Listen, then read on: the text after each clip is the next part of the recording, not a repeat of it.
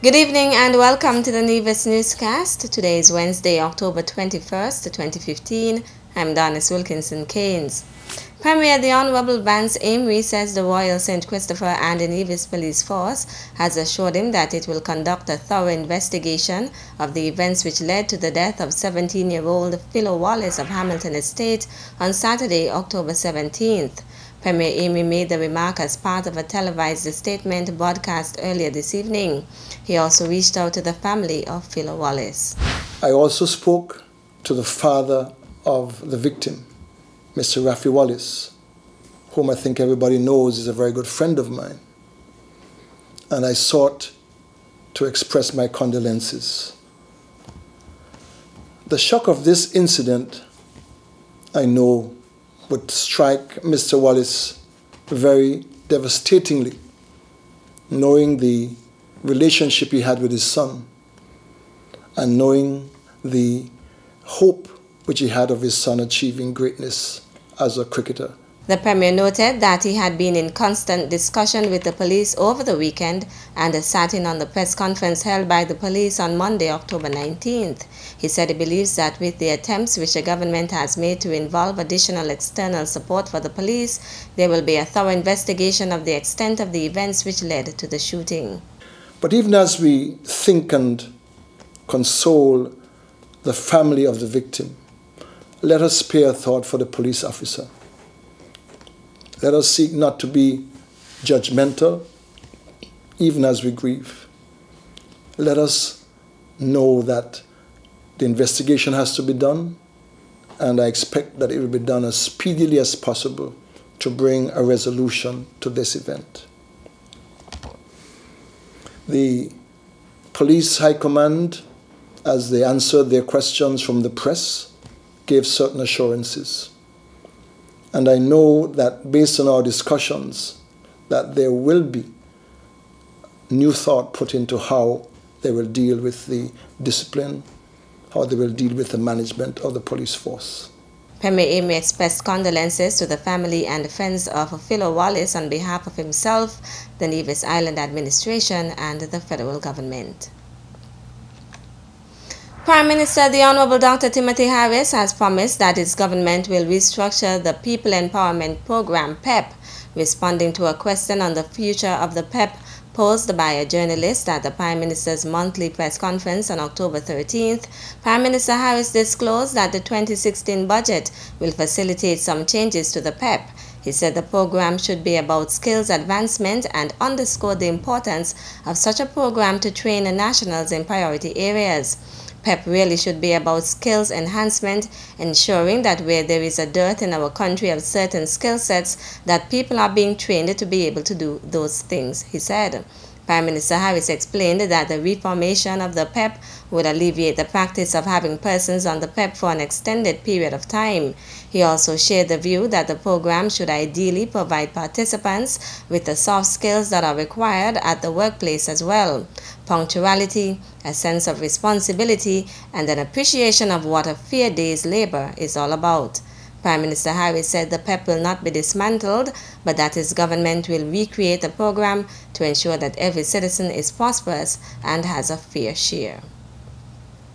In more local news. Last year, the Rotary Club of St. Kitts collaborated with Christoph Harbour and also with the Dictionary Project out of South Carolina to present dictionaries to grade 3 students. So every grade 3 student in the Federation of St. Kitts and Nevis will receive a personal copy of their dictionaries. Charles Morton of the Rotary Club of St. Kitts. The club on Monday, October 19th, made the presentation of dictionaries to grade 3 students on Nevis. These dictionaries do not belong to the school. They belong to you individually. We are also going to leave a dictionary with your teachers and with the principal of the school. But remember, I want you to cherish them because I want you to take care of them because they are yours as an individual. At the Charlestown Primary School, Principal Latoya assisted with the distribution. the Rotary Club has invested in your education by providing these dictionaries for you. So we have to make sure that we put them to good use. So we are going to make sure that every day we bring our dictionaries to school and we use them to make sure that we show the Rotary Club that their investment did not go to waste. So let us all say thank you very much. Thank you very much. Throughout the day, similar presentations were made to grade 3 students at the other primary schools. Education Officer Ermelita Elliott expressed gratitude on behalf of the Department of Education. We want to say thanks very much to Mr. Charles Morton for remembering us over here in this side of paradise. And also to Mr. Alfred Tyrrell. We want to express our sincere thanks to you. The Rotary Club is a grassroots organization consisting of business professionals and community leaders who volunteer their time, talent, and resources in order to remedy vital community needs. Still to come. It's an absolute pleasure to be back here on the island of Nevis, and I'd like to thank the Ministry of Tourism for taking me on. The details after this break. Hey, you know it's your groovy so come on king, your boy Speedy, and I'm here with the Inland Revenue Department, and I love my side dish. And guess what? I also love Nevis too. And as a responsible taxpayer, your tax dollars help to build our nation. So I'm here to tell you, pay your taxes on time and be a responsible citizen. And don't get me wrong, it's a serious song. I pay my taxes. Boom!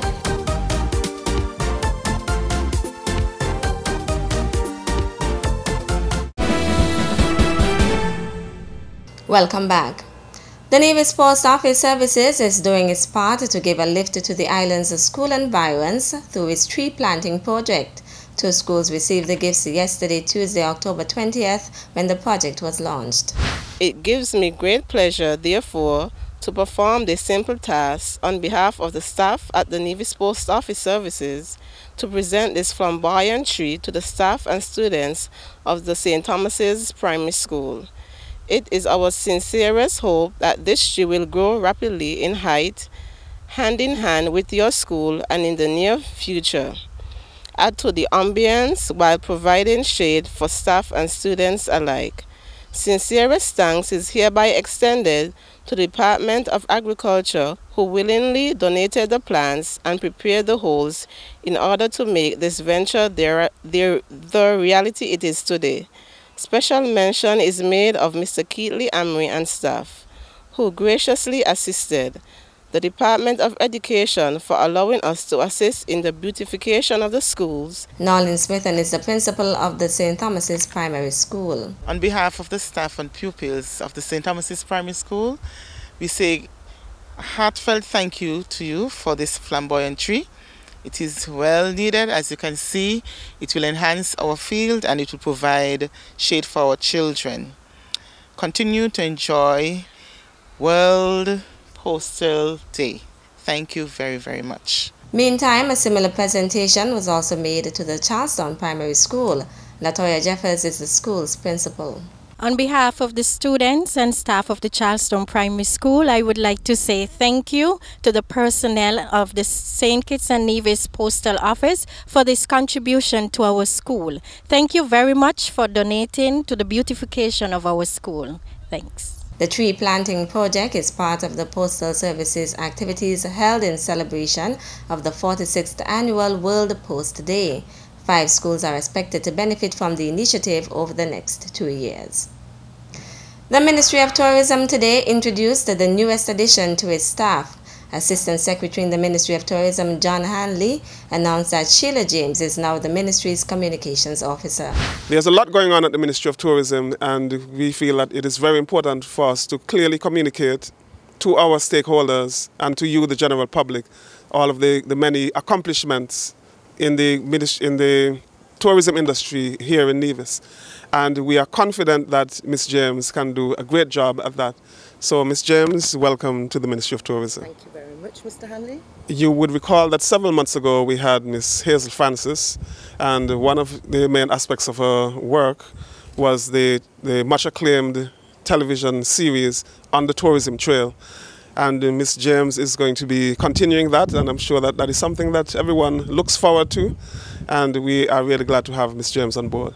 James comes to the post having previously served as Public Relations Officer for the St. Kitts and Nevis Information Service, Communications Officer for the Health Promotion Unit on St. Kitts, and the Nevis Solid Waste Management Authority, as well as Client Services Coordinator for the Four Seasons Resort. It's an absolute pleasure to be back here on the island of Nevis, and I'd like to thank the Ministry of Tourism for taking me on as their communications officer. I'm not brand new to the island. Most people would recognise me for the work that I did with solid waste management. There's lots of work to be done here. There's plenty happening in tourism, and I'm hoping that I'll be able to share that information with everybody island-wide and even in St. Kitts.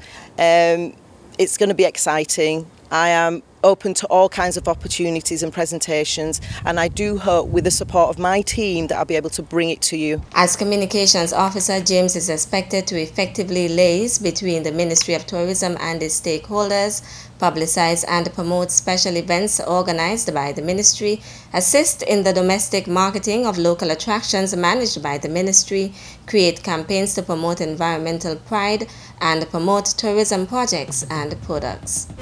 That's it for this evening's edition of the Nevis Newscast. Thank you for viewing. I'm Donis Wilkinson Keynes. Good night.